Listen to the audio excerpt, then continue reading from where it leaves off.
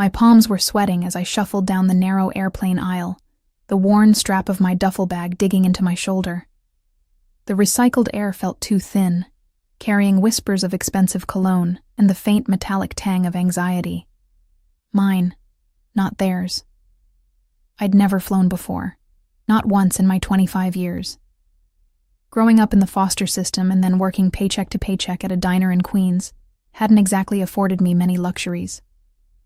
"Excuse me," I murmured, trying to squeeze past a man in an expensive suit who barely acknowledged my existence. That's how it had always been, people looking through me rather than at me. I was background noise, wallpaper, the waitress you forget the moment she walks away from your table. The ticket in my trembling hand was my escape route.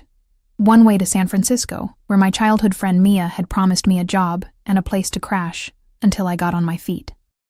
Away from New York, away from the debt collectors, away from Eddie, the diner manager whose hands had started wandering when we closed up together. I glanced at my boarding pass again, the numbers blurring through fatigue and nerves. 7A. I scanned the row numbers, moving forward until I reached what I thought was my seat. The cabin light seemed brighter here, the leather seats wider, separated by actual armrests that didn't require passive-aggressive elbow wars with strangers.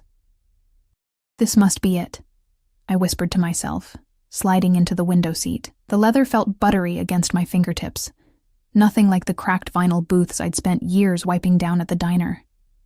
I allowed myself a small moment of satisfaction. The flight had been a splurge, but my entire life fit in one duffel bag and a backpack. I deserved this one comfort, didn't I?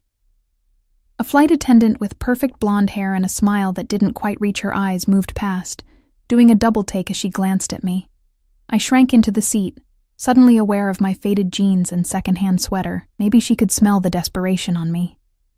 Maybe she knew I didn't belong, but she continued past, and I exhaled slowly, focusing on the small screen embedded in the seat in front of me. I traced my fingers over it, marveling at the selection of movies and TV shows. I'd never seen anything like it. My phone was a prepaid model from 3 years ago, and my apartment had never had cable. The plane began to fill, the first-class cabin quieter than I expected. Men and women in tailored clothes moved with the confidence of people who've never had to check their bank account before making a purchase.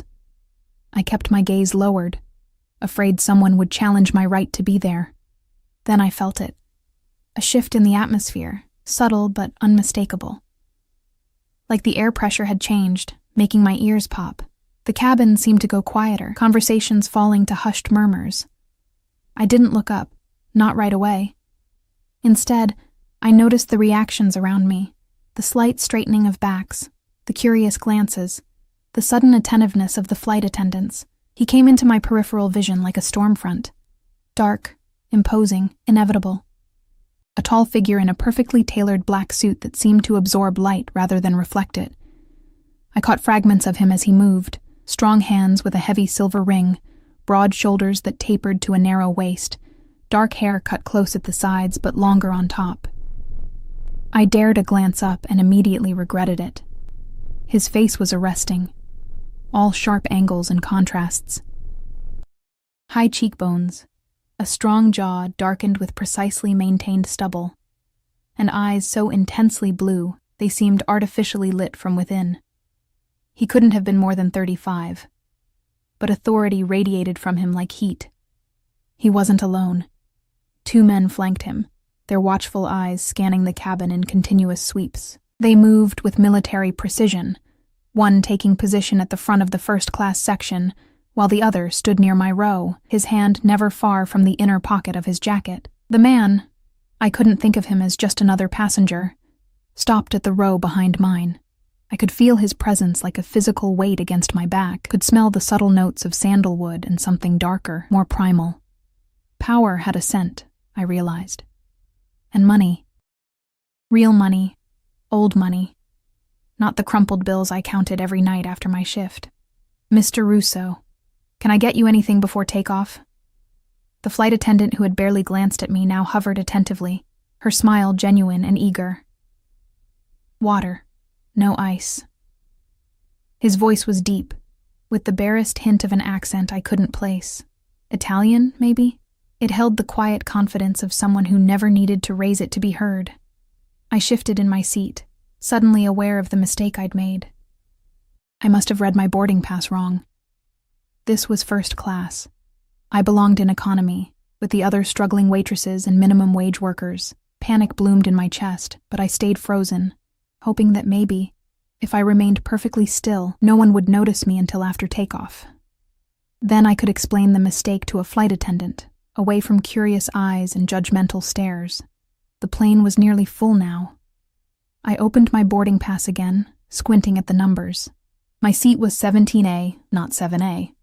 I'd made a rookie mistake, mistaking the 1 for a smudge on the paper.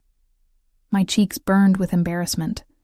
I'd have to get up, walk past the imposing man behind me, endure the stares as I made my way back to my rightful place. Just as I gathered my courage to stand, the blonde flight attendant appeared at my side. "Excuse me, miss." Her voice was honeyed, but her eyes were cool. "May I see your boarding pass, please?" I swallowed hard, handing over the crumpled paper. She examined it, her perfectly shaped eyebrows rising slightly. "I'm so sorry," I whispered, heat climbing up my neck. "I made a mistake. My seat is actually 17A. I can move right away." She opened her mouth to respond, but another voice cut through the air like a blade. "Is there a problem?" The man, Mr. Russo, had risen slightly from his seat, his gaze now fixed on our interaction. Up close, he was even more intimidating. A scar traced a thin white line along his jaw, the only imperfection in his otherwise flawless face. "No problem at all, Mr. Russo," the flight attendant said quickly. "This passenger is just in the wrong seat. She belongs in economy." His eyes found mine, and I felt the impact like a physical blow. They weren't just blue. They were arctic, calculating, assessing my worth in microseconds. I should have looked away, but I couldn't. Something in that gaze held me captive. "Which seat is hers?" he asked, never breaking eye contact with me. 17A, sir." A slight furrow appeared between his brows as he glanced at the boarding pass in the attendant's hand. I noticed 3 other men in suits sitting sporadically throughout first class, all watching our interaction with unnerving intensity. "Who's assigned to this seat?" He nodded toward where I sat. The attendant checked her tablet. "It's currently unoccupied, Mr. Russo. We're not at full capacity in first class today." Something shifted in his expression. A calculation completed. A decision made. "She stays." The attendant blinked. "Sir?" "She stays right here," he repeated, his tone brooking no argument. Then, directly to me, "Stay right here. Don't move." It wasn't a request. It was a command, delivered with the absolute certainty that it would be obeyed. I felt the weight of it settle over me like a heavy blanket, both confining and oddly comforting. The flight attendant's smile tightened. "Of course, Mr. Russo. As you wish." She handed my boarding pass back to me with stiff fingers and moved away quickly. I clutched the paper in my hand, my heart hammering against my ribs. Why had he done that? Why would this stranger insist I remain in a seat I hadn't paid for? I wanted to turn around, to thank him or question him, but something in his demeanor warned against it. The plane began to taxi, and I stared out the window, watching ground crew in orange vests grow smaller as we pulled away. Behind me, I heard the soft murmur of voices, Mr. Russo speaking in low tones to one of his companions. I couldn't make out the words, but I caught my description being passed along. The knowledge that I was being discussed sent a shiver down my spine. "First time flying?" The question startled me. I turned slightly to find Mr. Russo leaning forward, his forearms resting on his knees. He'd removed his suit jacket, revealing a crisp white shirt stretched across broad shoulders. A gold watch gleamed against his wrist, probably worth more than everything I owned combined. "Is it that obvious?" I managed, my voice embarrassingly small. His lips curved into something that wasn't quite a smile. "You have a death grip on the armrests, and we haven't even taken off yet." I looked down at my hands, knuckles white against the leather, and consciously relaxed my fingers. Yes. First time, the plane aligned with the runway, engines growing louder. Mr. Russo stayed leaning forward, those blue eyes never leaving my face. "What's your name?" I hesitated. Every instinct warned me against giving personal information to strangers, especially ones who commanded attention like he did. But those same instincts also warned against refusing him anything. Eliza, I said finally. Eliza Collins. Eliza, he repeated, as if tasting the word. I'm Alessio Russo. You can call me Alex. The plane surged forward, pressing me back against the seat as we accelerated down the runway. My stomach dropped, and I instinctively gripped the armrests again. A low chuckle from behind me made my cheeks burn. It gets easier, Alex said, his voice somehow cutting through the roar of the engines. Just breathe through it. I nodded, not trusting myself to speak as the plane lifted off the ground. The sensation was terrifying and exhilarating all at once, my stomach floating somewhere near my throat as New York fell away beneath us. When we leveled out, I risked another glance back at him.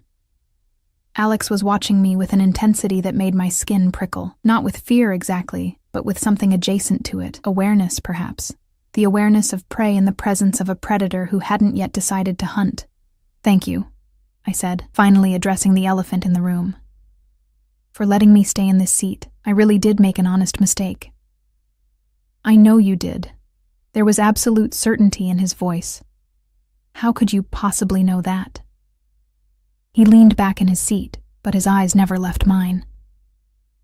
People who are trying to scam their way into first class don't look like they're about to apologize to the oxygen they're breathing. A startled laugh escaped me. Is that how I looked? That, and like you might bolt down the aisle at any moment. The flight attendant approached with a tray of champagne flutes. Complimentary champagne for first class, she announced, her professional smile firmly in place. She offered me a glass with visible reluctance. I reached for it, hyper-aware of Alex's gaze tracking my movements. As my fingers closed around the delicate stem, I noticed a thin line of discoloration around my wrist where my sleeve had ridden up. A fading bruise, a souvenir from Eddie's parting gift when I'd given my notice at the diner. Alex noticed it too.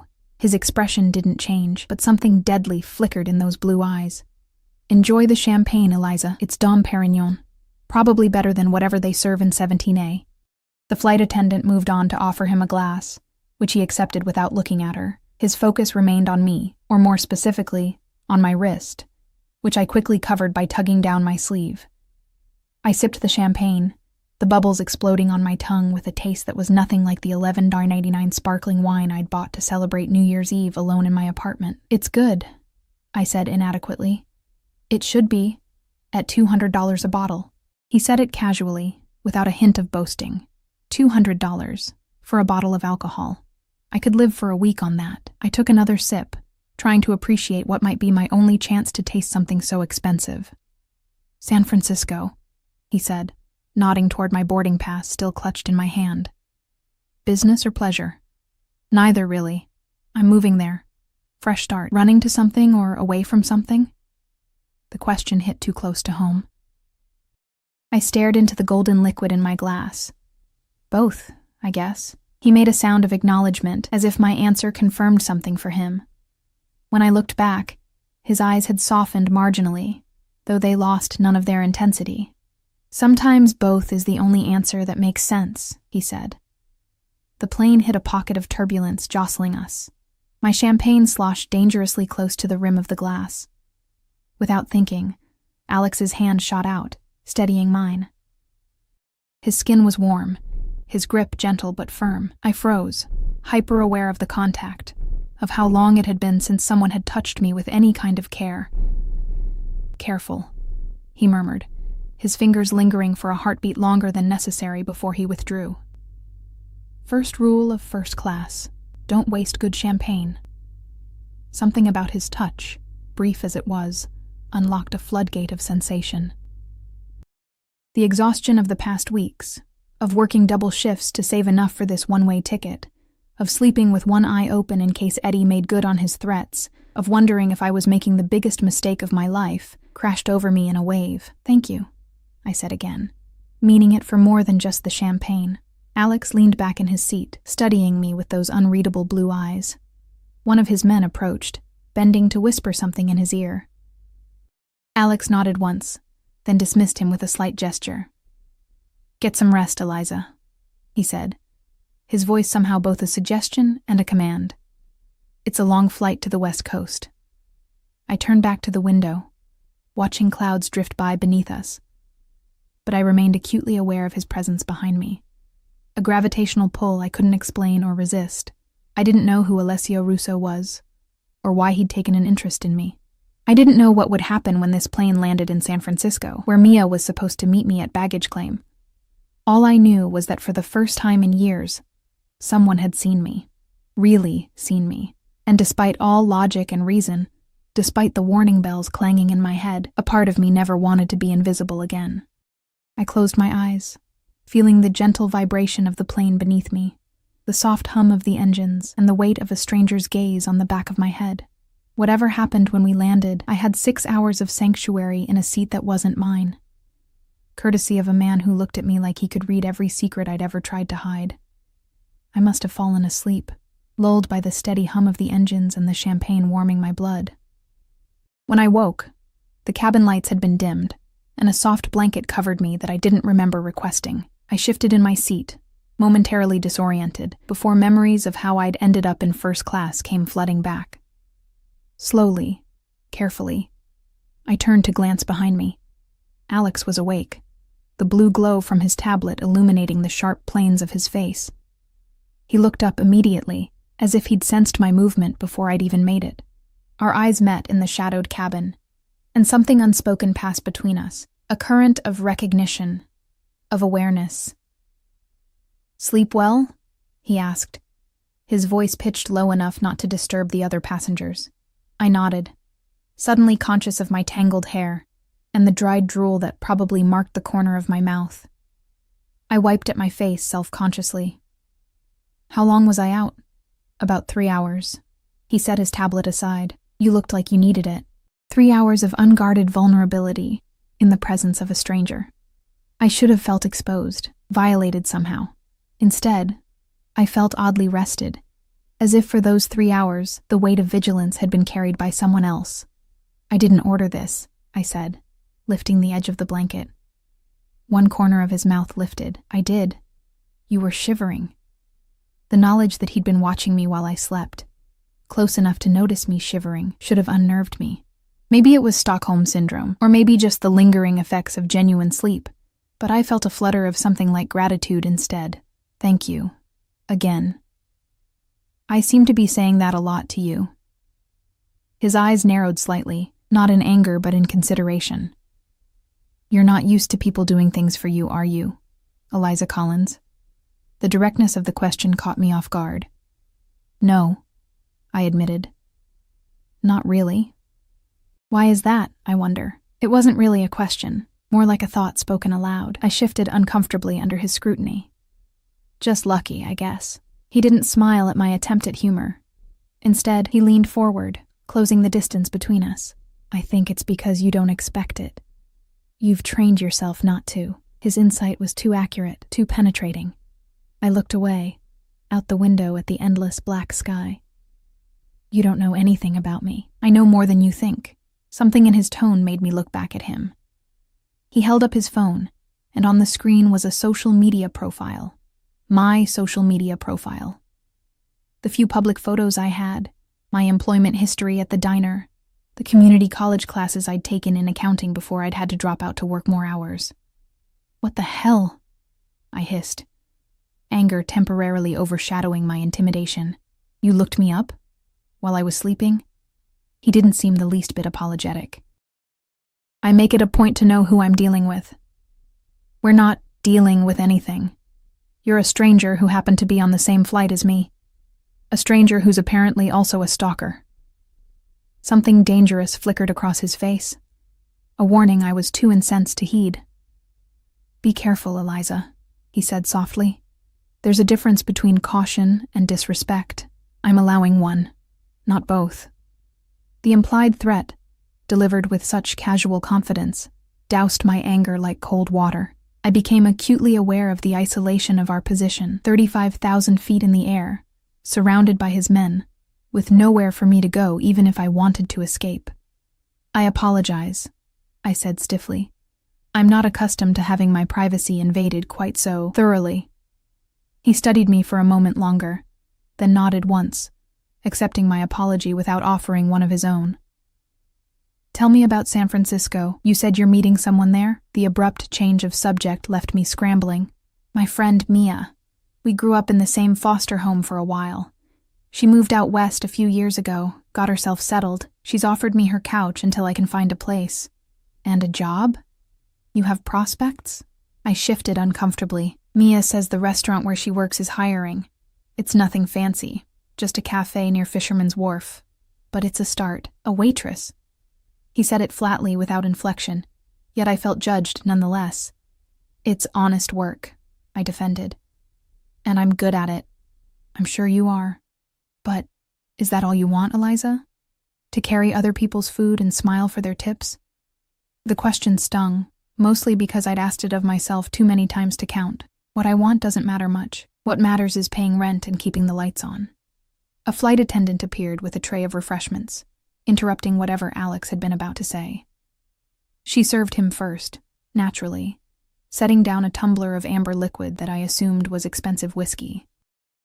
"And for you, miss?" she asked, her smile now seemingly genuine. Whatever reluctance she'd shown earlier had vanished. I wondered what had changed, or what Alex had said while I was sleeping. "Just water, please." She handed me a bottle of water with a chilled glass. "We'll be serving dinner in about 20 minutes. Would you like to see the menu?" "Dinner. In first class." I tried to contain my surprise. "Yes, thank you." She presented me with a leather-bound menu that looked more appropriate for a 5-star restaurant than an airplane. When she departed, I opened it to find descriptions of dishes that made my mouth water. Seared sea bass with saffron risotto, filet mignon with truffle butter, roasted rack of lamb with rosemary juice. The diner where I worked served Salisbury steak that came frozen in plastic trays. "Recommendation?" Alex asked, noticing my overwhelmed expression. "I've never had any of these things," I admitted. Something like displeasure crossed his face. "Never?" I shrugged, trying to mask my embarrassment.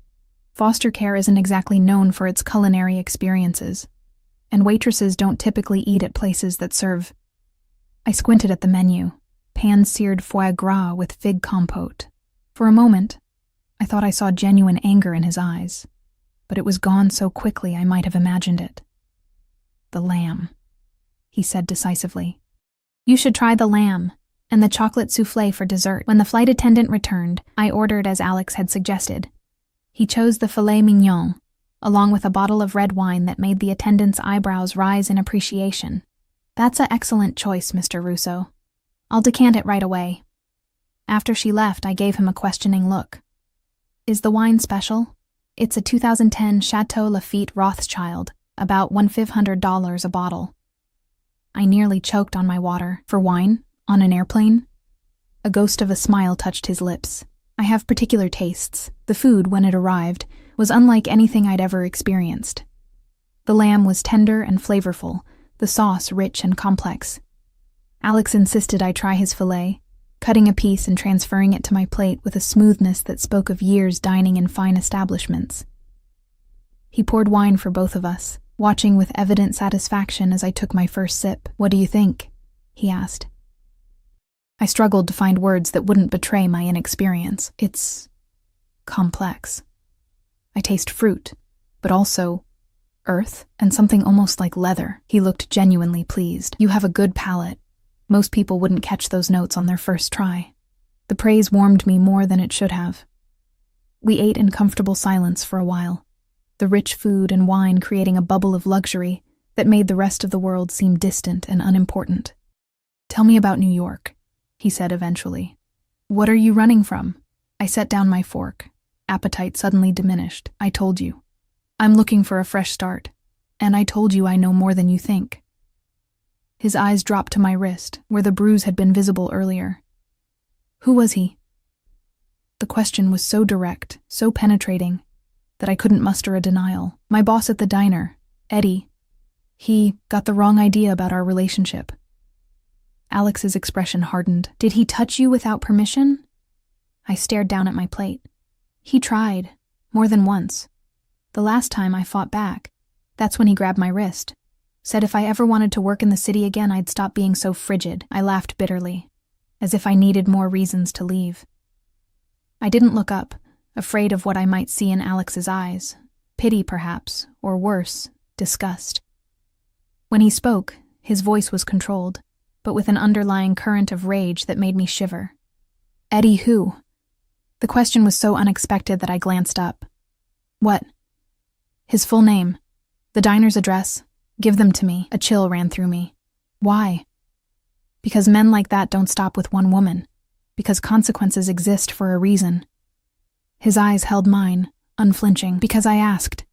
I should have been frightened by the implications. Instead, I felt a dark satisfaction unfurling in my chest. Eddie Brennan, Murphy's Diner on West 34th and 8th Avenue. Alex nodded once, then tapped something into his phone before setting it aside. I didn't ask what he'd done. Some questions are safer left unasked. The dessert arrived, a perfect chocolate soufflé that collapsed with a sigh when the server drizzled warm chocolate sauce over it. Alex watched me take my first bite, his eyes tracking the movement of the spoon to my lips with an intensity that made heat rise to my cheeks. Good? He asked, his voice dropping an octave. I nodded, unable to speak around the rich chocolate melting on my tongue. A small sound of pleasure escaped me before I could stop it, and his eyes darkened in response. You should experience pleasure more often, Eliza Collins, he said quietly. It suits you. The air between us shifted, charged with something I was too inexperienced to name but instinctive enough to recognize. Danger and desire inextricably linked. I forced myself to break eye contact, focusing on finishing my dessert while my heart hammered against my ribs. When I glanced up again, Alex was watching me with the patient focus of a predator who knows its prey has nowhere to run. What do you do? I asked, desperate to steer the conversation to safer ground. For work, I mean. I'm an import-export, primarily high-end goods between Europe and North America. That sounds vague. He smiled, a genuine one this time that transformed his face from merely handsome to devastating. It is. Deliberately so. Are you always this mysterious, or am I special? As soon as the words left my mouth, I regretted them. Too bold, too flirtatious, too dangerous. But Alex didn't seem offended. If anything, his smile deepened. You are special, Eliza. More than you know. Before I could respond to that cryptic statement, one of his men appeared at his side, bending to whisper in his ear. Alex's expression shifted instantly, pleasure replaced by cold calculation. He nodded once, then turned back to me. Excuse me for a moment. He rose with fluid grace and moved to the front of the first-class cabin with his associate, their heads bent together in quiet conversation. I couldn't hear what they were saying, but I could read tension in the set of Alex's shoulders, in the controlled movements of his hands as he spoke. The flight attendant cleared our dinner trays, and I took the opportunity to visit the lavatory.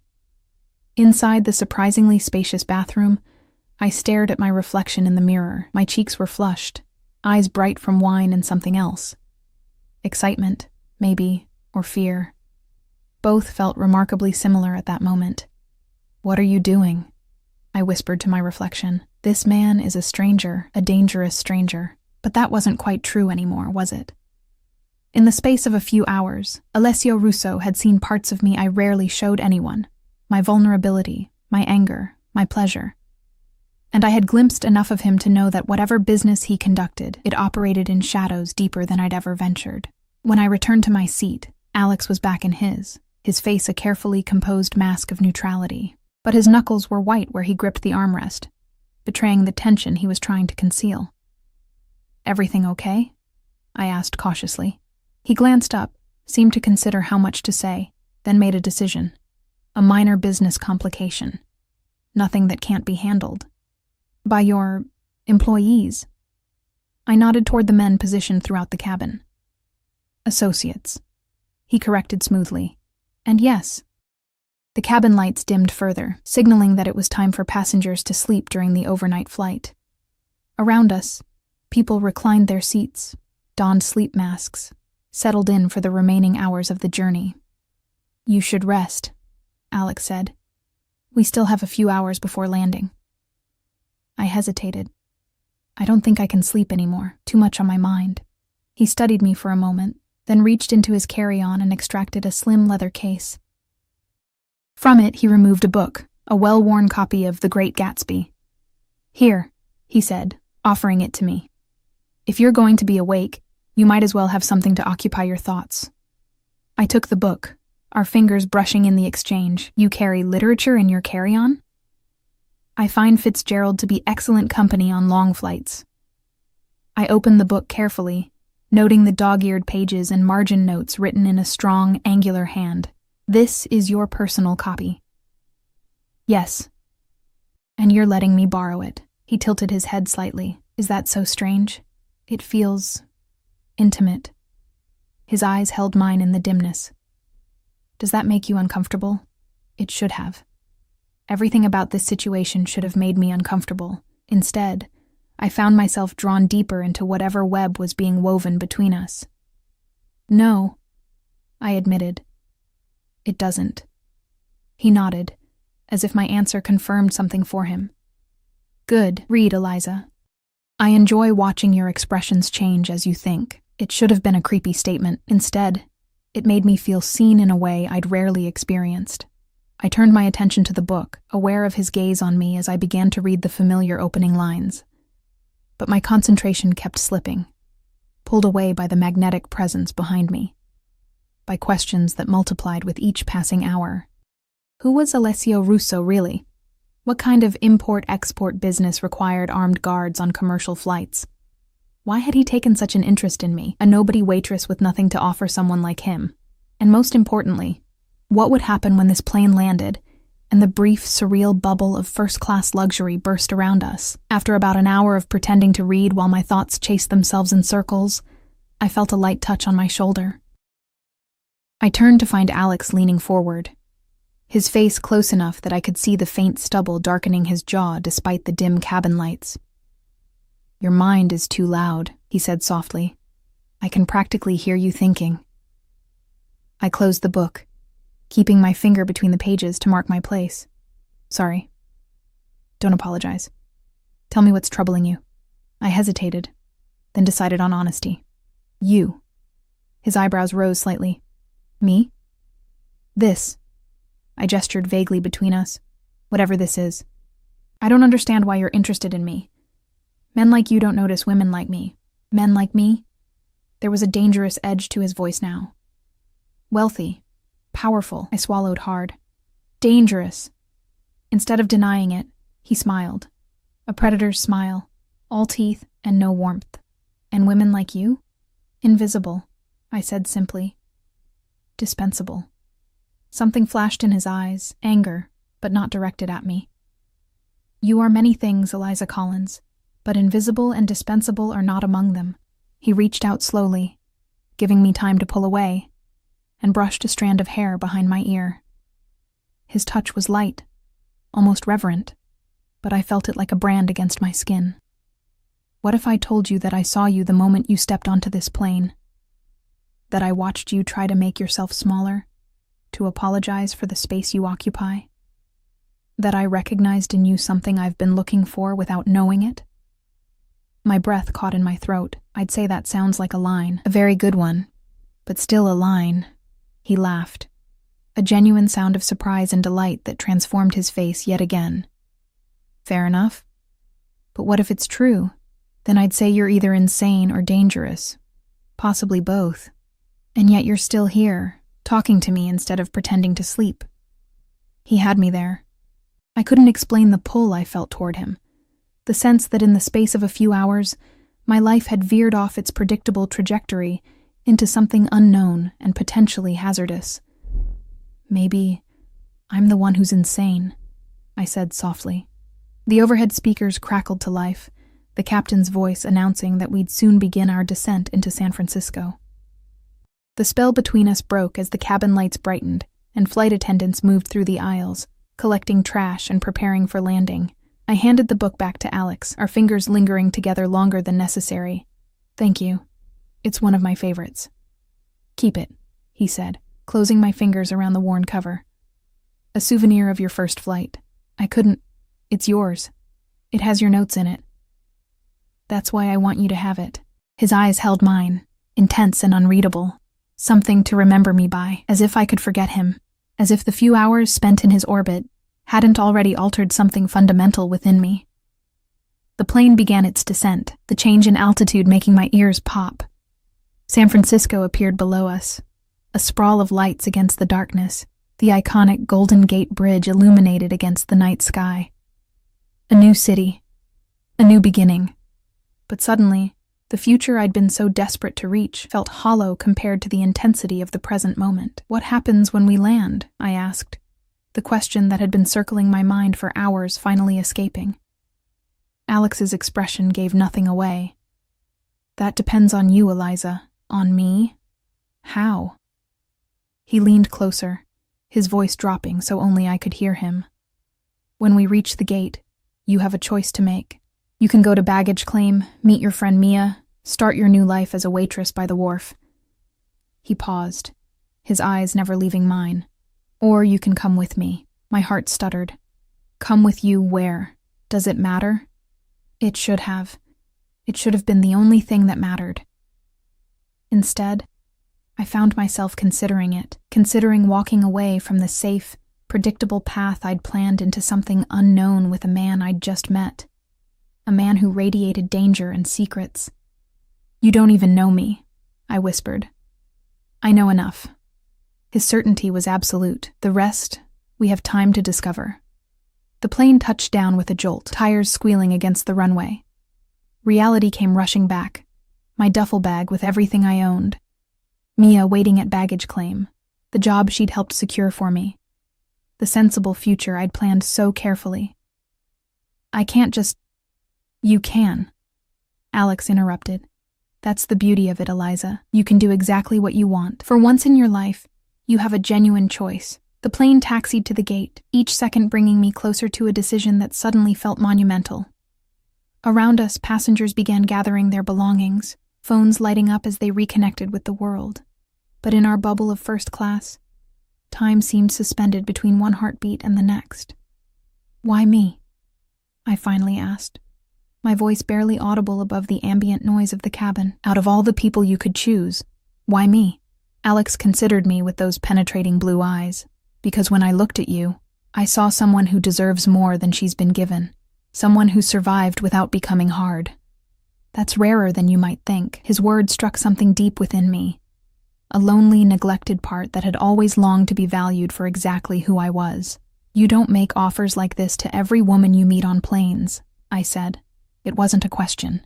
I've never made this offer to anyone. The intensity in his voice left no room for doubt. This isn't a habit, Eliza. This isn't a game. The seatbelt sign dinged off. Around us, passengers stood, retrieving luggage from overhead compartments. Alex remained seated, waiting for my response, his stillness a counterpoint to the movement around us. If I say no?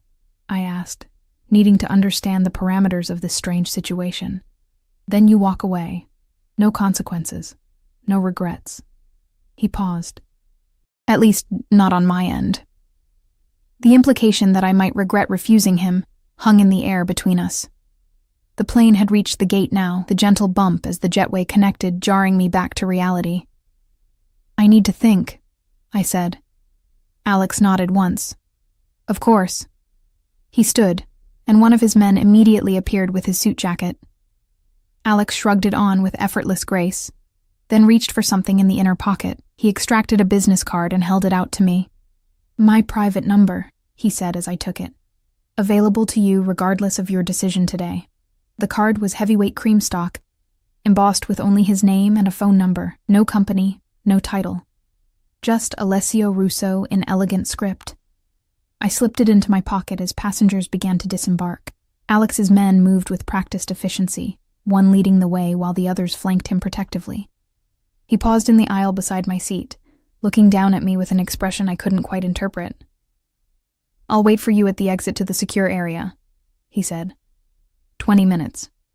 After that, I'll assume you've made your choice. And then he was gone, moving through the cabin with the fluid confidence of a man accustomed to the world parting before him. I remained seated, fingers tracing the edges of his card in my pocket, heart hammering against my ribs.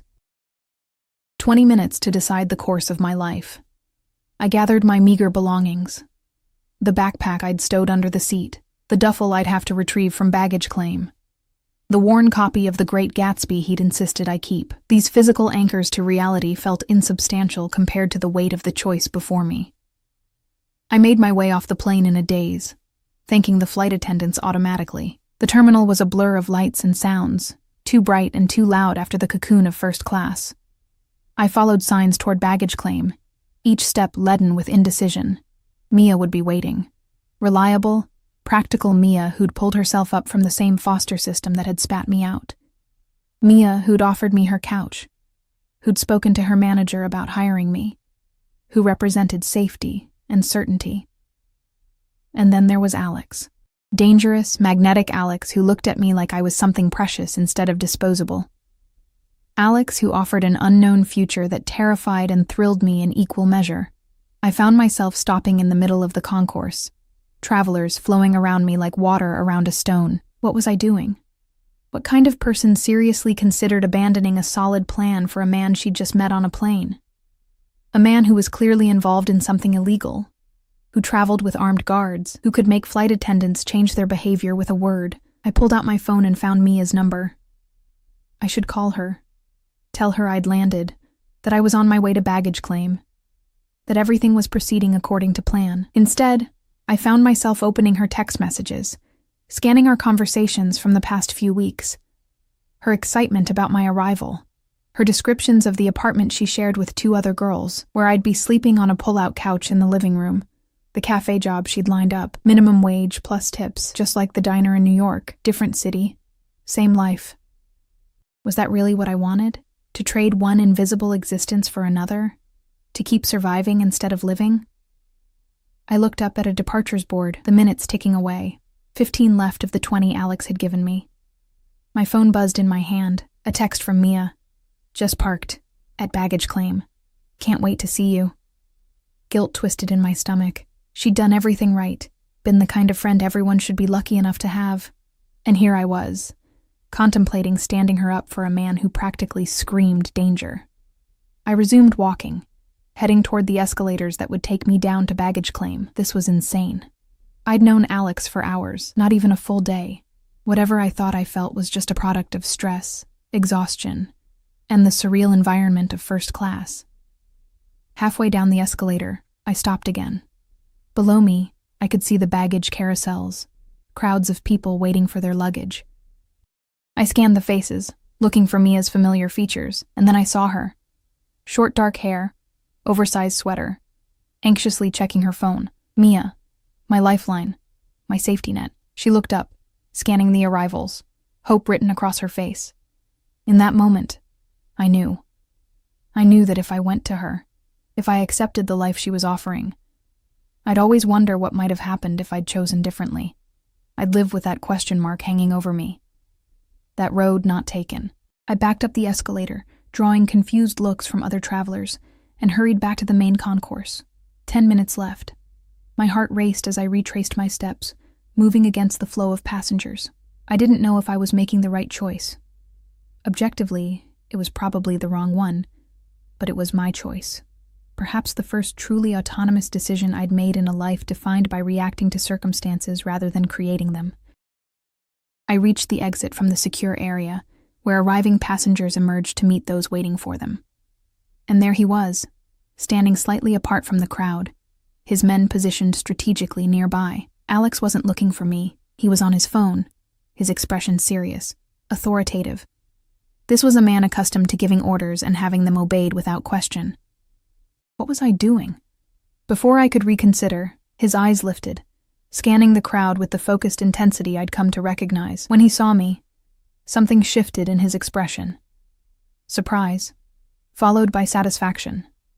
He put away his phone and waited, not approaching, giving me the space to make my final decision. I walked toward him, each step feeling both terrifying and inevitable. When I reached him, I stopped, my duffel bag suddenly heavy on my shoulder. "You're here," he said simply. "I am. And your friend?" I swallowed hard. I texted her, told her something came up, that I'd call her tomorrow. It was a coward's move, I knew. Mia deserved better, but I couldn't bear to see her face when I told her I was abandoning our plans for a man I barely knew. Alex nodded, not commenting on my methods. Are you certain, Eliza?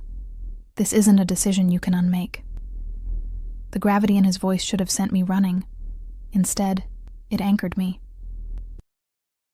Whatever this was, he wasn't treating it lightly. I'm not certain of anything, I admitted, except that I'd regret walking away. Something like approval flashed in his eyes. He extended his hand to me, a simple gesture laden with significance. I hesitated only a moment before placing my palm against his. His fingers closed around mine, warm and secure. "Come," he said, "the car is waiting." He led me through the terminal, his men moving around us like a well-choreographed dance, one ahead clearing the way, others behind and beside us, creating a bubble of space in the crowded airport. People seemed to instinctively move aside, sensing something in their bearing that commanded deference. Outside, the cool San Francisco night air hit my face, carrying the unfamiliar sense of the bay. A sleek black SUV with tinted windows idled at the curb, a driver standing at attention beside it. Another identical vehicle was parked behind it. "Mr. Russo," the driver acknowledged, opening the rear door as we approached. Alex guided me into the back seat, his hand at the small of my back, protective, possessive. He slid in beside me, the leather seats impossibly soft compared to any vehicle I'd ever been in.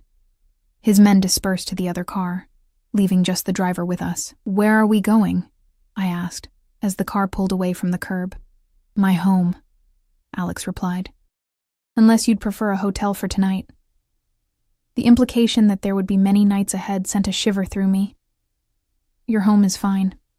He studied me in the dim light of the car's interior. "You're nervous. Wouldn't you be? I just upended my entire life plan to go home with a stranger." "Not a stranger anymore," he corrected. "But yes, I understand your apprehension. Ask me anything, Eliza, whatever you need to feel more at ease." I considered what I most wanted to know. "Are you in the Mafia?" The bluntness of my question startled a laugh from him, rich and genuine. "You don't waste time, do you? I think we're past the point of dancing around things." He inclined his head in acknowledgement.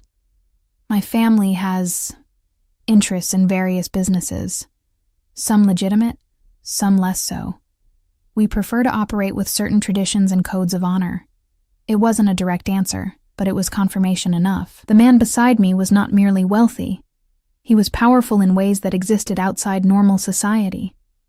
I should have been terrified. Instead, I felt a strange calm settle over me, as if naming the danger had somehow neutralized it. "Why San Francisco?" I asked. "I would have expected New York or Chicago." "We have operations on both coasts," he said. "I oversee our West Coast interests. My brother handles the East, and these interests include," his lips curved into that not-quite smile, "import, export, as I said. Real estate, shipping, entertainment, banking." He paused.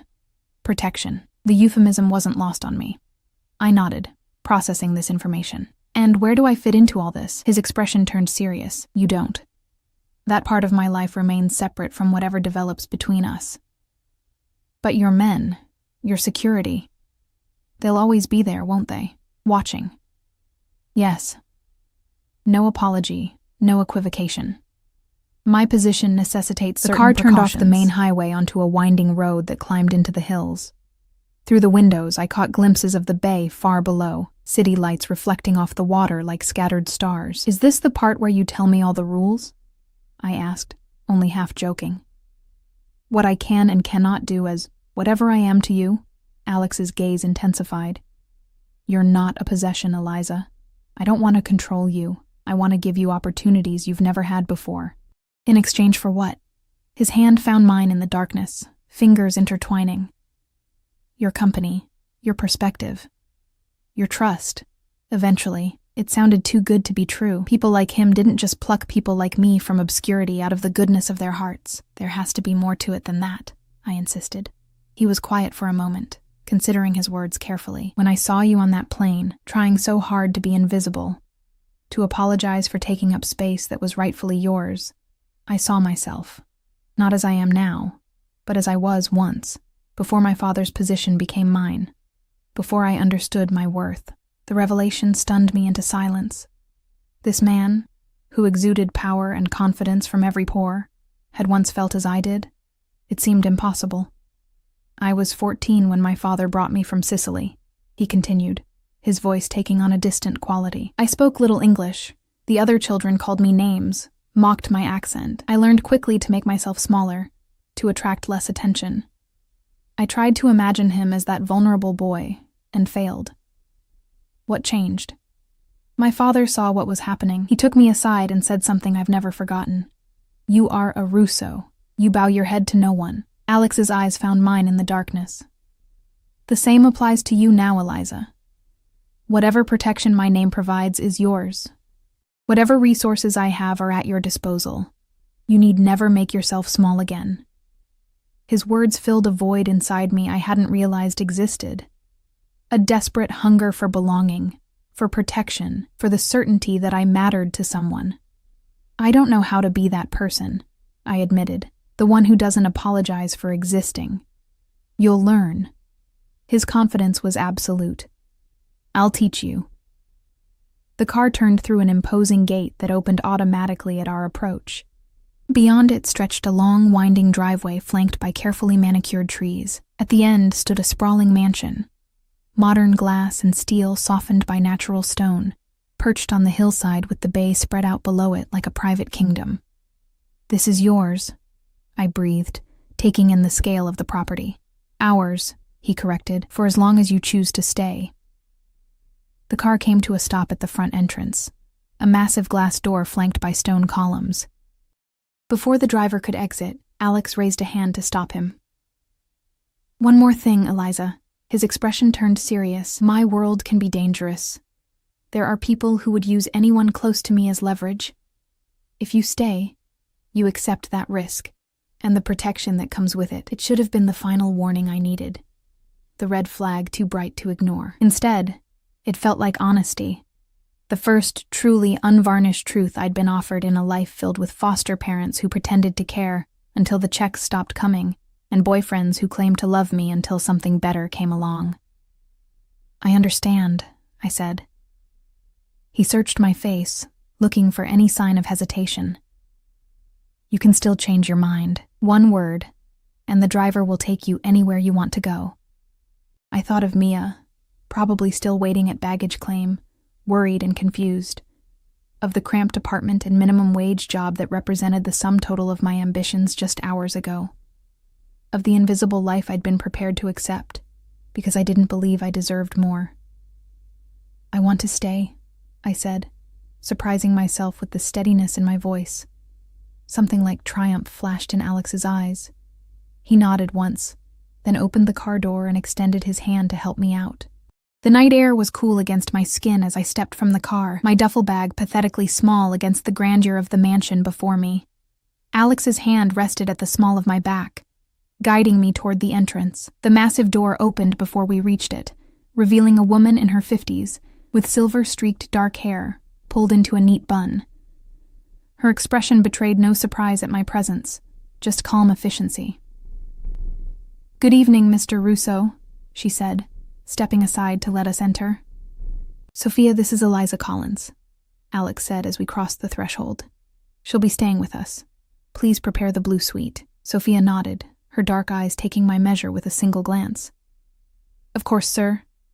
Would you like dinner served? I suddenly realized how long it had been since the meal on the plane. Hours had passed, and it was now well past midnight on East Coast time. Exhaustion hit me in a wave, the adrenaline of decision-making finally ebbing. Alex must have noticed because he shook his head. Not tonight. Perhaps a light supper in Miss Collins' room, and have her things brought up. Thing, I corrected automatically. Just the one bag. Something flashed across Sophia's face.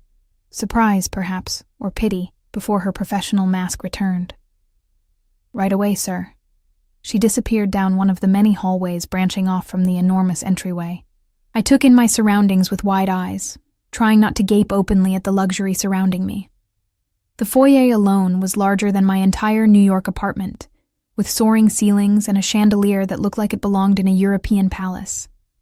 The floors were polished marble, the walls adorned with what appeared to be original artwork. Through an archway, I glimpsed a living room with floor-to-ceiling windows overlooking the twinkling lights of San Francisco below.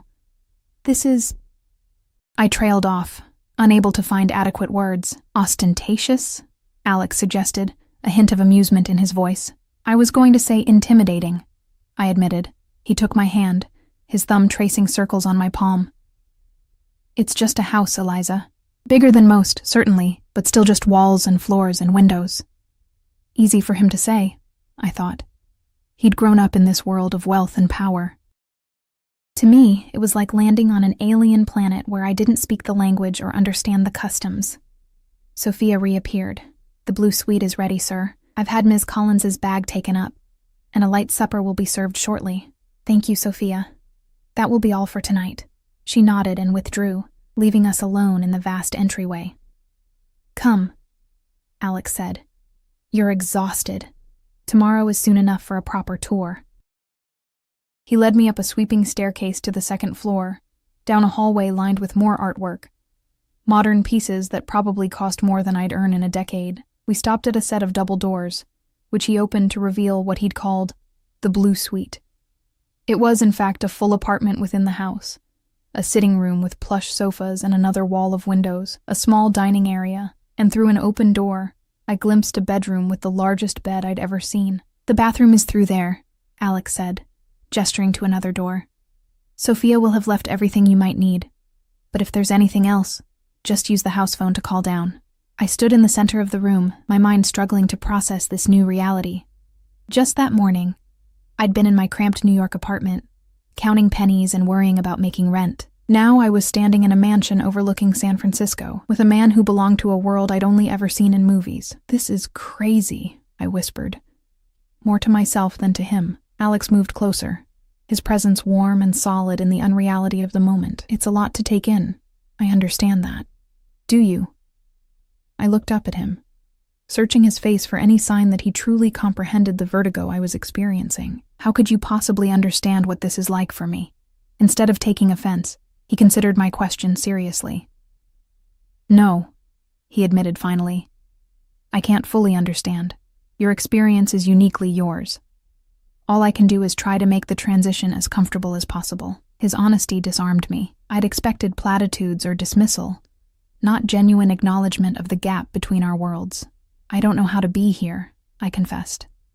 I don't know the rules, the expectations. I don't even know what I'm supposed to call you. Alex, he said simply. Just Alex. And there are no rules, Eliza. No expectations beyond those of basic courtesy. You're not my employee or my subordinate. What am I then? He reached out, his fingers brushing my cheek with surprising gentleness. My guest. For now. What comes next, we'll discover together. The tension between us shifted, electricity humming in the space where his skin touched mine. I was acutely aware of how close he stood, of the subtle scent of his cologne, of the heat radiating from his body. A knock at the door broke the moment. Alex stepped back, his expression carefully neutral as he called, "Enter." A young man in a black uniform wheeled in a cart laden with covered dishes. He set it near the small dining table, nodded respectfully to Alex, and departed without a word. "Your supper," Alex said. "I'll leave you to rest. You've had a long day." He moved toward the door, and panic suddenly flared in my chest. For all my uncertainty, the thought of being left alone in this strange place was somehow worse. "Wait," I said, the word escaping before I could consider it. "Will I see you in the morning?" He paused, turning back to me with an expression I couldn't quite read. "If you wish." "I do." The admission felt more vulnerable than it should have.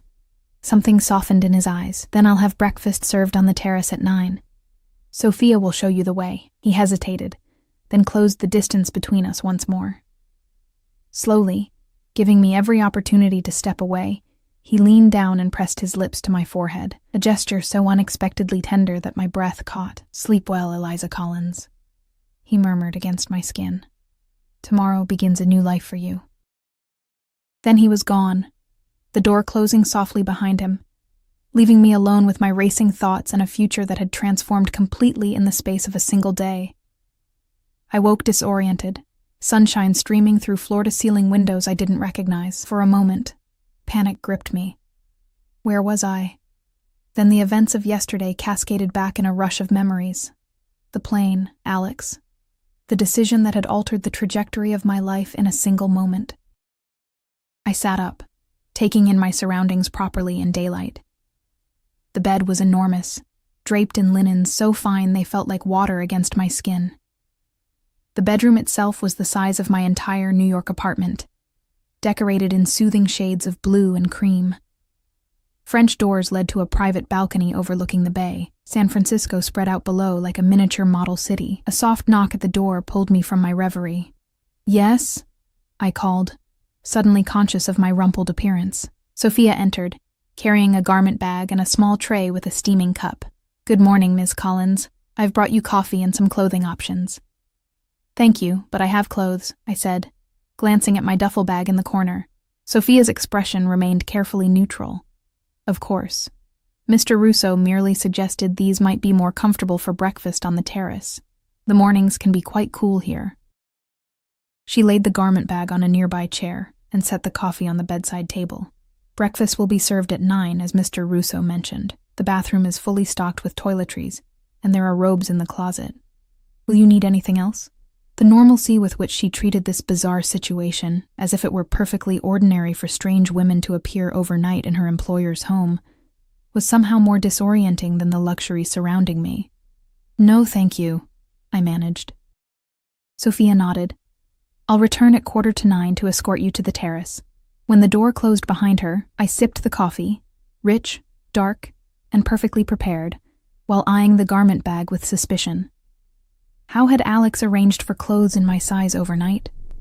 What else had he arranged while I slept, blissfully unaware in this gilded cage? Curiosity eventually won out. I unzipped the bag to find several options. A casual but clearly expensive sundress in pale yellow, designer jeans with a silk blouse, and a flowing pants set in soft blue linen. Each item still bore tags from high-end boutiques, and all looked to be exactly my size. I showered in a bathroom bigger than most hotel rooms, with a rainfall shower head and products that smelled of jasmine and sandalwood.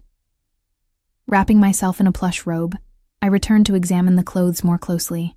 Part of me wanted to reject these offerings on principle, to wear my own worn jeans and t-shirt as an act of independence. But another part, one I wasn't entirely proud of, yearned to step into this new world fully, to see if I could belong in it, even temporarily.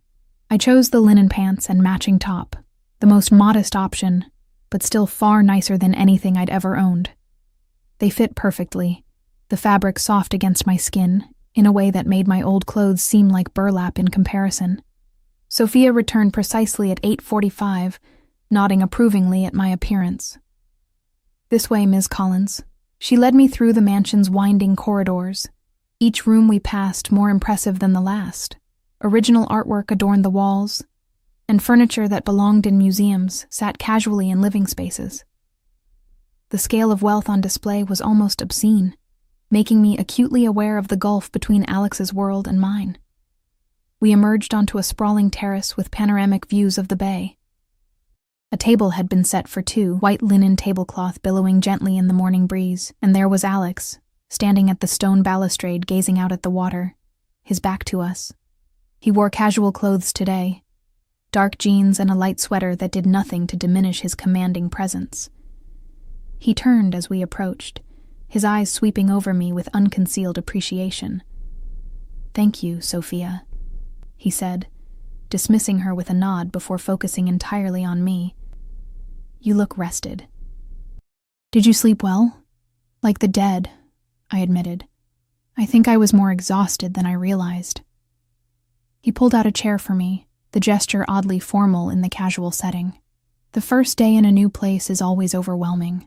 Add to that a cross-country flight and a life-changing decision. He let the sentence hang unfinished as he took his own seat. 2 staff members appeared, serving coffee and juice before presenting a breakfast spread that could have fed 10 people. Fresh fruit, pastries, eggs prepared 3 different ways, bacon, smoked salmon, and dishes I didn't even recognize. "I wasn't sure what you preferred," Alex explained, noting my wide eyes. In my world, breakfast is usually coffee and maybe a granola bar, I said, trying to keep my tone light despite the stark reminder of our differences. Alex frowned slightly. That's not breakfast, Eliza. That's survival.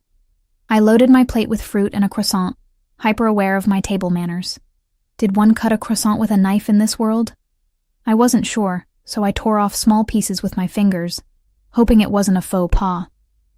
Thank you for the clothes, I said, after taking a sip of orange juice so fresh it must have been squeezed moments ago.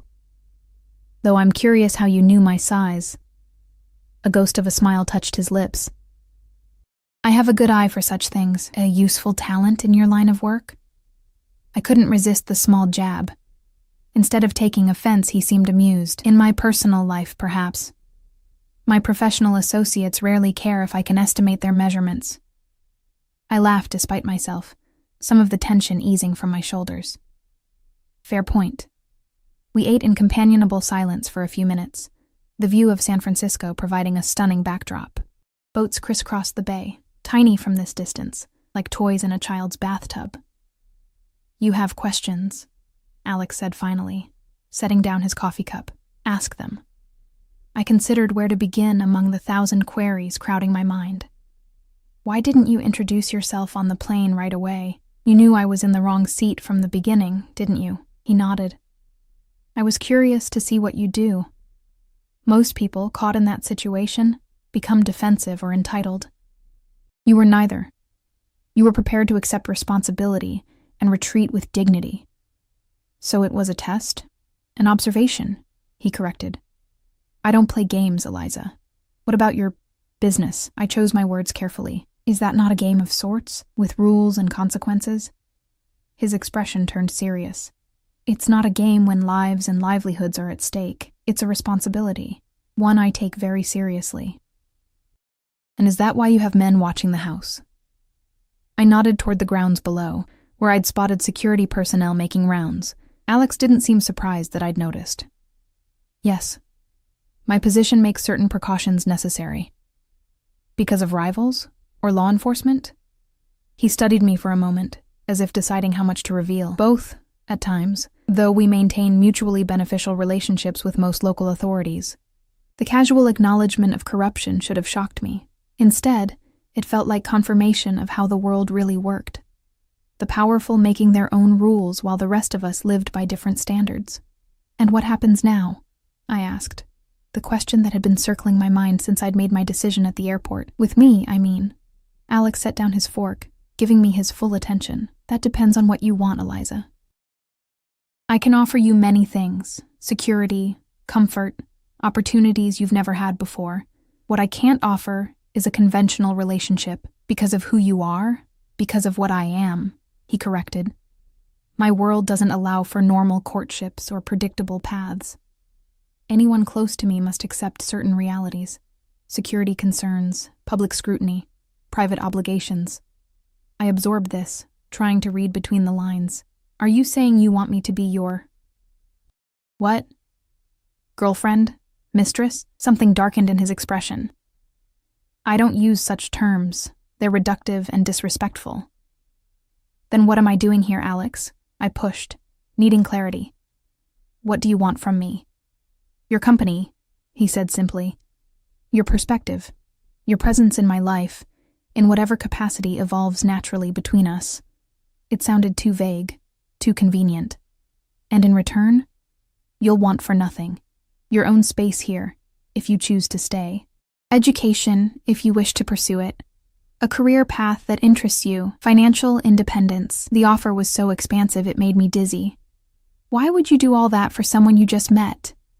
Alex leaned forward, his intensity magnetic. Because I recognize something in you, Eliza. A resilience. An untapped potential. And because I'm in a position to offer opportunities that would otherwise be closed to you.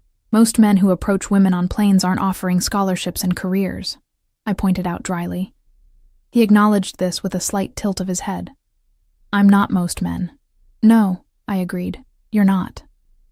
A comfortable silence fell between us as I processed his words. Below on the grounds, I noticed more security personnel changing shifts, a subtle but constant reminder of the world I'd stepped into. I should call Mia, I said suddenly, guilt washing over me. She deserves a real explanation, not a cryptic text message. Alex nodded. Of course. Use the phone in your suite. It's secure. The implication that normal phones might not be secure was another reminder of the shadows surrounding his life. But before I could dwell on it, a man in a suit approached our table. I recognized him as one of Alex's security team from the plane. Mr. Russo, he said, his voice low. Antonelli called. The shipment at the docks needs your attention. There's been a discrepancy. Alex's expression hardened instantly, all warmth vanishing like a light switched off. He gave a curt nod, and the man retreated. I apologize, Alex said, rising from the table. Business requires my attention. Feel free to explore the grounds. The gardens are particularly nice this time of year. Sophia can show you to the library if you prefer to read. I should return by dinner. Just like that. He shifted from the attentive host to the businessman with pressing matters elsewhere. It was jarring to witness the transformation, to see the mask of civility slip, to reveal the power beneath. Of course, I said, trying to hide my disappointment. Your work is important. He paused, studying my face. Then, in a gesture that surprised me, he leaned down and brushed his lips against my cheek. I'll make it up to you, he murmured, his breath warm against my skin, and then he was gone, striding purposefully across the terrace, phone already at his ear as he issued instructions I couldn't quite hear. Left alone at the breakfast table, I felt suddenly adrift. What was I doing here, in this mansion overlooking a city I didn't know, with a man whose business I couldn't begin to understand? Had I made a terrible mistake? Trading one form of uncertainty for another, more dangerous kind? I finished my coffee slowly, watching the boats on the bay and trying to orient myself in this strange new reality. Eventually, I made my way back to my suite, following the path Sophia had shown me earlier. The mansion was quiet, the occasional staff member nodding respectfully as I passed. In my room, I found my phone charging beside the bed. Someone must have plugged it in while I slept. There were 17 missed calls from Mia, and a series of increasingly frantic text messages. Where are you? Eliza. I'm worried, please call me. Did something happen? Should I call the police? At least let me know you're safe. The last message had come just an hour ago. I sat on the edge of the bed, guilt washing over me in waves. Mia didn't deserve this treatment after everything she'd done for me. I picked up the suite's phone and dialed her number, heart pounding as it rang. Hello? Her voice was wary, not recognizing the unfamiliar number. Mia, it's me. It's Eliza. Eliza, oh my God. Where are you? I've been worried sick. I waited at the airport for hours, called hospitals, everything. I'm so sorry, I said, the inadequacy of the words painful. Something unexpected happened. What could possibly happen between getting off a plane and meeting me at baggage claim? Were you kidnapped? Are you okay? I almost laughed at how close to the truth her kidnapping comment was. Not literally accurate, but spiritually not far off. I'm fine, I promise. Better than fine, actually. I met someone. Silence on the other end, then. You met someone. On the plane. And what? Just went home with them instead of meeting me as planned? Put like that. It sounded awful. Irresponsible. Selfish. It's complicated, Mia. He's offering me opportunities I couldn't turn down. Oh my God, she said, her voice dropping to a whisper. Please tell me you didn't go home with some rich guy who promised you things. Please tell me you're not that naive. Her words stung because they contained a kernel of truth. Viewed objectively, that's exactly what I'd done. It's not like that, I insisted, though I wasn't entirely convinced myself. He's a businessman. He wants to help me get established here, maybe go back to school. A businessman, she repeated flatly. What kind of business? I hesitated. Import, export, mostly. Mia made a sound of disbelief. Import, export. Right, and I'm the Queen of England. Eliza, do you hear yourself? This sounds like the setup to a cautionary tale they tell at women's shelters. Her concern was valid. If our positions were reversed, I'd probably be saying the same things. I know how it sounds, but I'm fine. I'm safe, and I'm sorry for leaving you hanging at the airport. That was unforgivable. Where are you now? Give me the address, and I'll come get you. I can't do that. Even as I said it, I recognized how it must sound to her. Can't or won't. Her voice had taken on an edge of anger now. Because if he's preventing you from telling me— No one is preventing me from doing anything, I interrupted. This was my choice, Mia. Mine. Maybe it's the wrong one, but it's mine to make. A long silence followed. When she spoke again, her voice was cooler, more controlled. Fine, it's your life, but not if, when this blows up in your face, my couch will still be available. Assuming you're not in pieces at the bottom of the bay. Mia. No, I get it. The waitressing job and cramped apartment weren't glamorous enough. You wanted the fairy tale. Just be careful what you wish for, Eliza. Not all princes are charming, and some castles are really prisons. Before I could respond, she hung up. I sat with the phone in my hand, her words echoing in my mind. Was she right? Was I being hopelessly naive? I moved to the balcony, gazing out at the spectacular view that now felt slightly tainted.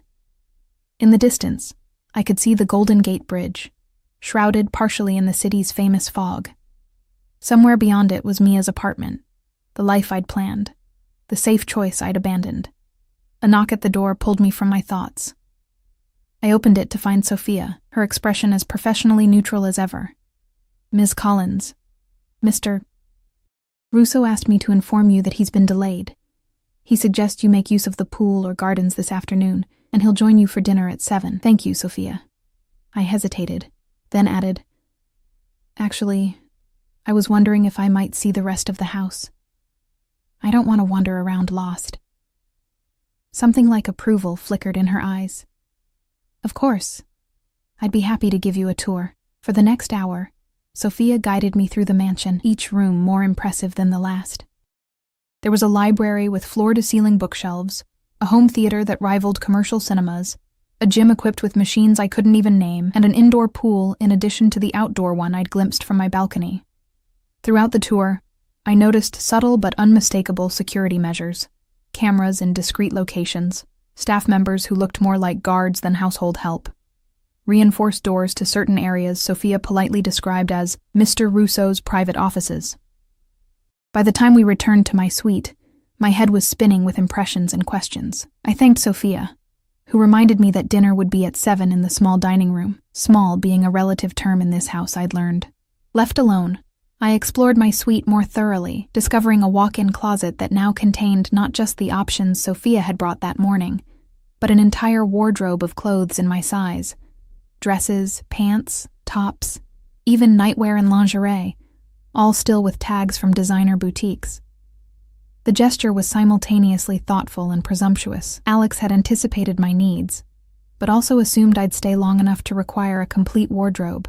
The realization left me with conflicting emotions, gratitude mixed with unease at being so easily provided for, as if I were a doll to be dressed and positioned in his world. I spent the afternoon by the outdoor pool, reading a book I'd borrowed from the library while trying to process the whirlwind changes in my life. The sun was warm, the view spectacular, and staff appeared periodically to offer refreshments or adjust umbrellas for my comfort. It was easy to see how one could become accustomed to this life, to slip into the role of the kept woman in the mansion on the hill, but Mia's warning nagged at me, along with my own misgivings about the source of Alex's wealth and power. As the sun began its descent toward the horizon, I returned to my suite to prepare for dinner, my mind no clearer than it had been that morning. I was still adrift in unfamiliar waters, clinging to the life raft Alex had unexpectedly thrown my way. But one question remained, haunting me as I dressed for dinner in clothes that didn't feel like mine. Was I escaping one trap only to willingly walk into another?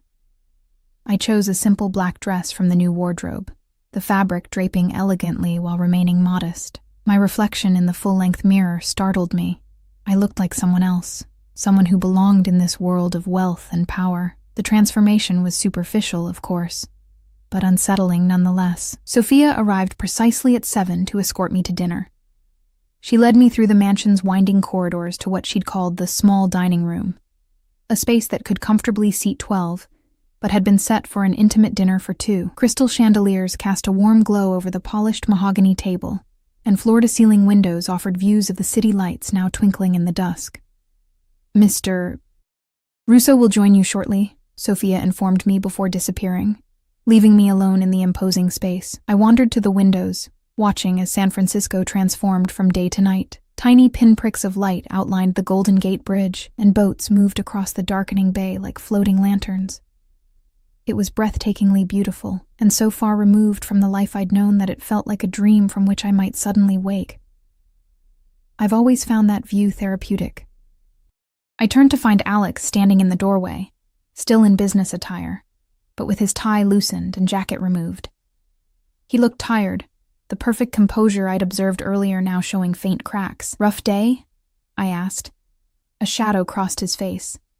"Business complications. Nothing for you to worry about." He crossed the room to join me at the window, standing close enough that I could feel the heat radiating from his body. "You look beautiful," he said, his eyes taking in the dress with appreciation. "Thank you, though I can hardly take credit for it." I gestured to the outfit. This was in the closet, along with an entire department store's worth of clothes. "Do you disapprove?" he asked, watching my reaction carefully. I'm just not used to people buying me things without asking, especially not entire wardrobes. "Would you have preferred to wear your old clothes? Or would you have preferred I take you shopping and watch you check price tags, calculating what you could afford?" His insight was uncomfortably accurate. I would have been painfully aware of costs had we gone shopping together, would have gravitated toward the least expensive options, regardless of whether I liked them. "No," I admitted, "but there's a middle ground between that and this." He considered my words, then nodded slowly. "You're right. I apologize for overstepping. I'm accustomed to solving problems efficiently rather than considering the emotional implications."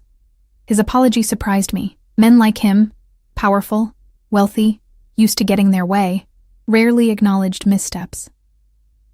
"Thank you," I said. "I appreciate the gesture truly. It's just a lot to adjust to." He offered his arm, guiding me to the table where he pulled out my chair. The adjustment period is always the most difficult, for both of us.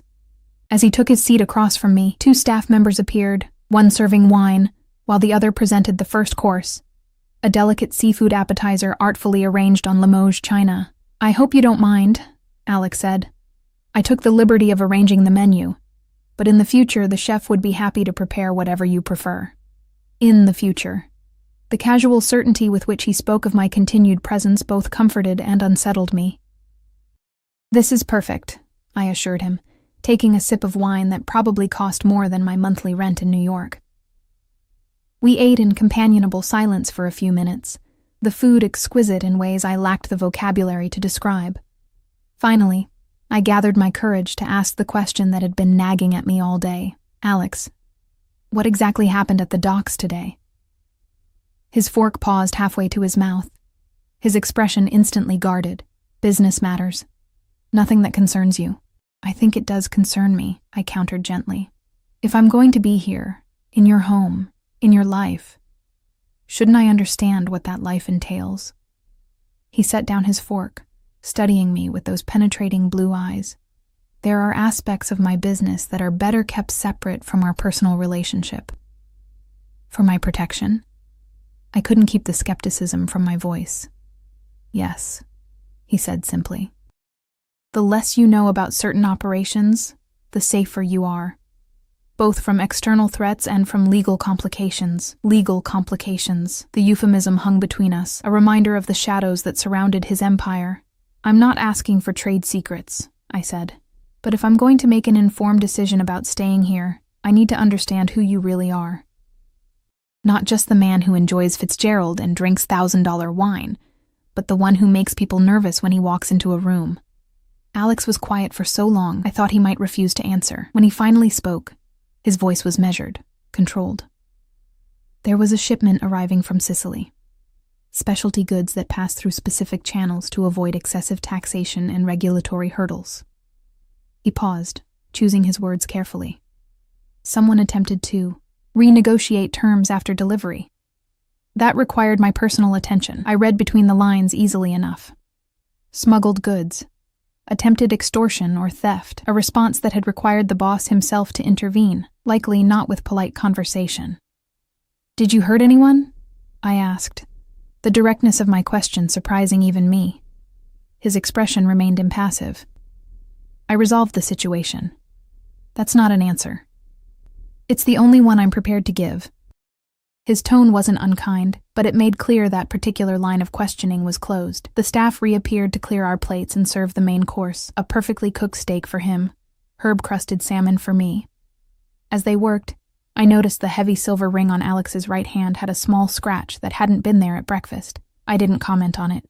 When we were alone again, Alex changed the subject. "I've arranged for a car and security detail to be at your disposal, should you wish to explore the city." "My own security detail?" I couldn't hide my surprise. "Is that really necessary?" "Unfortunately, yes. My position makes it necessary to take precautions with anyone close to me." He took a sip of wine. "But they're discreet. You'll hardly notice their presence." Somehow I doubted that. "And the car? Let me guess. Bulletproof?" He didn't smile. "Yes." The matter-of-factness of his answer was sobering. This wasn't a game or a movie. It was his reality. And now, by extension, mine. "I spoke to Mia today," I said, changing the subject to something that had been weighing on me. "She thinks I've made a terrible mistake." Alex's expression remained neutral. "That's understandable. From her perspective, you abandoned carefully laid plans to go home with a stranger." "She used the phrase 'in pieces' at the bottom of the bay," I admitted. That drew a slight smile from him.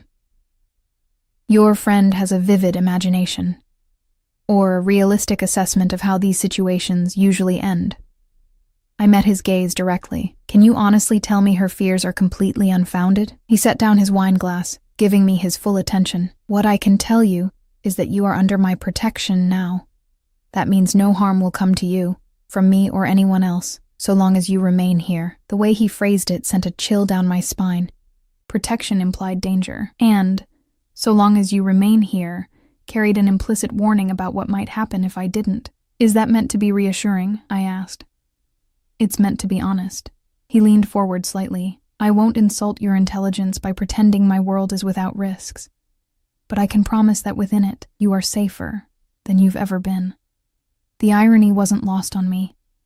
Safety in the shadow of danger. Protection from the very man others feared. "And if I decided to leave?" I asked, the hypothetical hanging between us. Something darkened in his eyes. "Are you planning to?" "I'm trying to understand the parameters," I clarified, "whether this gilded cage has a door that opens from the inside." For a moment, anger flashed across his face, quickly controlled but unmistakable. "This is not a cage, Eliza. You're free to leave anytime you choose. I would provide you with the means to establish yourself comfortably elsewhere, ensure your security, and wish you well." I studied his expression, looking for any sign of deception. "Just like that? No consequences. Just like that." His voice was steady. The only consequence would be the opportunities lost, for both of us. The tension between us eased slightly. I took another bite of the perfectly prepared salmon, considering his words. If what he said was true, then I truly did have a choice: to stay in this world of luxury and danger, or to walk away with more resources than I'd had before. The staff returned to clear the main course, serving an exquisite chocolate dessert that melted on my tongue. As I savored it, a thought occurred to me. "What about Eddie?" I asked. "At the diner. You had me give you his information on the plane." Alex's expression remained carefully neutral. "What about him? Did you do something?" He took a deliberate sip of wine before answering. "Eddie Brennan no longer manages that diner. He's decided to pursue opportunities elsewhere, quite far elsewhere, and he's developed an unfortunate case of broken fingers that will make grabbing women's wrists difficult for the foreseeable future." I should have been horrified. Instead, a dark satisfaction settled in my chest. "You had that done for me? Someone you just met?" "I had it done because men like Eddie deserve consequences," he corrected. "That it benefited someone I found interesting was a happy alignment." The casual way he spoke of violence was a stark reminder of who he truly was beneath the polished exterior. Yet I couldn't summon the moral outrage I should have felt. Eddie had hurt others before me, and would have continued had someone not stopped him. "Thank you," I said finally, surprising myself with my sincerity. Alex nodded once, accepting my gratitude without comment. The conversation shifted to lighter topics as we finished dessert. His recommendations for places I might enjoy in the city, books from his library he thought I might like. After dinner, he suggested a walk through the gardens, now illuminated by subtle landscape lighting. The night air was cool, carrying the scent of roses and the distant salt tang of the bay. Security personnel maintained a discreet distance as we strolled along stone pathways between carefully tended beds. "I've enrolled you in classes at the university," Alex said casually, as if he were commenting on the weather. "Starting next semester. Business administration and accounting, if I recall correctly from your previous coursework. Unless you'd prefer something different." I stopped walking, stunned by the presumption. "You what?" He turned to face me, apparently surprised by my reaction. "I thought you'd be pleased. You mentioned wanting to finish your degree." "On the plane, yes, but that doesn't mean you get to make those decisions for me without asking." Understanding dawned in his eyes. I've overstepped again." "Significantly?" I confirmed, crossing my arms. Instead of becoming defensive, he considered me thoughtfully. "You're right. I apologize. I'm used to efficiency. Seeing a need and addressing it immediately. People aren't problems to be solved, Alex. I appreciate the intention, but I need to make my own choices." He nodded slowly. "I understand. The enrollment can be canceled if you prefer to handle it yourself, or change to a different program if accounting no longer interests you." His willingness to acknowledge the error and correct it softened my irritation. "Thank you. And it's not that I don't want to go back to school. I do. I just need to feel like I'm building my own life, not having one constructed for me." "A fair distinction," he acknowledged.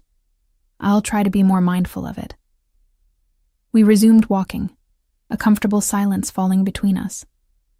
The gardens opened onto a terrace overlooking the city, where a stone bench offered a place to sit and admire the view. Alex guided me there with a gentle hand at the small of my back. "Despite my missteps," he said as we sat, "I hope you're not regretting your decision to come here." I gazed out at the twinkling lights of San Francisco, considering the whirlwind changes of the past 36 hours. "I don't regret it," I said honestly. "It's overwhelming and sometimes frightening, but also exhilarating." "Exhilarating," he repeated, satisfaction evident in his voice. "I like that." He was sitting close enough that our shoulders nearly touched, his presence both intimidating and magnetic. When he turned to face me, his expression had softened in the moonlight, making him look younger, more vulnerable. "I want to kiss you, Eliza," he said, the directness of the statement stealing my breath. "May I?" The formality of the request was oddly touching. This powerful man who could arrange violence with a phone call, who commanded fear and respect in equal measure, asking permission for something so simple as a kiss. Instead of answering with words, I leaned toward him, closing the distance between us. His lips met mine with surprising gentleness, the contact soft and questioning at first, then more insistent as I responded. His hand came up to cradle my face, fingers tangling in my hair as the kiss deepened. I'd been kissed before, of course, but never like this, never with such focused intensity. As if the world had narrowed to just this moment, just this connection. When we finally broke apart, I was breathless, my heart racing in my chest. Alex's eyes were darker now, pupils dilated as he studied my face in the moonlight. "You continue to surprise me, Eliza Collins." "Is that good or bad?" I asked, my voice slightly unsteady.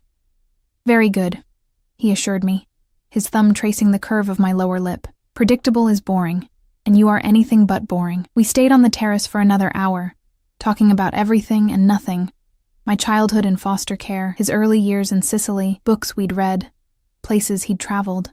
With each exchange, the strange man from the plane became more real to me, more human, despite the dangerous power he wielded. When the night air grew too cool, He walked me back to my suite, his hand clasped warmly around mine. At my door, he paused, his expression serious once more. "I have to leave town for a few days," he said. "Business in Los Angeles that requires my personal attention." Disappointment washed over me, surprising in its intensity. "When do you leave?" "Tomorrow morning, early." He tucked a strand of hair behind my ear, his touch lingering. "The house and staff are at your disposal while I'm gone. Sophia will help with anything you need, and your security detail will remain in place." I nodded, trying to hide my disappointment. "How long will you be gone?" 3 days. 4 at most." His hand cupped my cheek. "Will you be here when I return?" The question carried weight beyond its simple words. He was offering me an opportunity, a grace period to consider my decision without his overwhelming presence influencing me. "Yes," I said, surprising myself with the certainty I felt. "I'll be here." Relief flickered across his face, quickly masked. "Good." He leaned down, pressing a kiss to my forehead. "Sleep well, Eliza." As he turned to go, I caught his hand. "Alex?" He looked back, eyebrows raised in question. "Thank you for seeing me when I thought I was invisible." Something profound moved behind his eyes. Recognition, perhaps, or understanding. He raised my hand to his lips, pressing a kiss to my knuckles. "Thank you for allowing yourself to be seen." After he left, I stood in the doorway of my suite, watching his retreating figure until he disappeared down the corridor. In the space of 2 days, my life had transformed completely, from a struggling waitress fleeing a dead-end existence to whatever I was becoming in Alex's world. I didn't know what the future held, couldn't predict where this strange, intense connection might lead. There would be challenges ahead, cultural gaps to bridge, power dynamics to navigate, shadows from his business that might threaten to engulf us both. But for the first time in my life, I felt truly seen. Valued not for what I could do or provide, but for who I was beneath the armor I'd built around myself. It was terrifying and liberating in equal measure, this newfound visibility. As I prepared for bed in my luxurious suite, I caught sight of my reflection in the mirror. Cheeks flushed, eyes bright with something that looked remarkably like hope. The woman staring back at me was familiar, yet changed, standing at the threshold of a life I'd never imagined possible. Tomorrow, Alex would leave for Los Angeles, giving me space to explore this new reality on my terms. I would walk the grounds of this mansion that might become my home. I would read in the library, swim in the pool, perhaps even venture into the city with my assigned security detail. And when he returned, we would begin writing whatever story lay ahead of us. A story that had begun with a mistake, a wrong seat on a plane, and those commanding words that had changed everything. "Stay right here. Don't move." Words that had led not to captivity, as they might have suggested, but to the first truly free choice I'd ever made. I slipped between silk sheets, the events of the past 2 days replaying in my mind as sleep began to claim me. Whatever happened next, whatever complications, dangers, or joys awaited, I knew one thing with absolute certainty. I was exactly where I wanted to be.